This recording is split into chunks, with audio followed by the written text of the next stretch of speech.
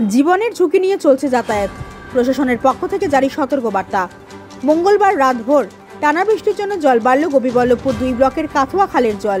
খালের জল বাড়ায় বুধবার সকাল থেকে ব্লকের তপসিয়াতে 9 নম্বর রাজ্য সড়কের উপর থাকা কাজুয়ের উপর দিয়ে বইছে খালের জল। ইতিমধ্যেই প্রায় 1 ফুটের উপর উচ্চতা নিয়ে কজওয়ের উপর জল বইছে। কজওয়ের উপর খালের জল পার করায় গাড়ি চলাচলে বিশেষ সতর্কতা অবলম্বন করার পরামর্শ দিচ্ছে প্রশাসন। শুধুমাত্র বড় গাড়ি, লরি কিংবা বাস ছাড়া কিছু ছোট গাড়ি নিজস্ব সাবধানতা অবলম্বন করে যাতায়াত করছে। অপরদিকে খালের জল বাড়ায় অপ্রীতিকর ঘটনা এড়াতে সতর্ক রয়েছে প্রশাসন। কোথায় যাচ্ছেন? আমি আগে পুজো করতে আচ্ছা, দিয়ে এসে কি দেখলেন এখানে? এই যে আমার দিকটা পুরো জলে পূর্ণ হয়ে গেছে। এই জায়গাটার নাম কি? তপসিয়া। কতটা সমস্যায় পড়ছেন? সমস্যা অনেকগুলো সমস্যা আছে আর কি, যে যাতায়াত করতে পারছেন না। বাস কি বেরোচ্ছে? বাস কি বেরোচ্ছে? মাছ খুব কম যাচ্ছে আর যাতায়াত হচ্ছে না। আপনার নাম? অমিত পান্ডা। আমার নাম বিজয়। নমস্কার। কোথায় যাচ্ছিলেন আপনি? আমি যাচ্ছিলাম ঝাড়গ্রাম। এত পরিমাণে কাল রাত্রে বৃষ্টি হয়েছে, একবারে জল পুরো ডুবে গেছে। এই জায়গাটার নাম কি? এই জায়গাটার নাম হচ্ছে তপসিয়া।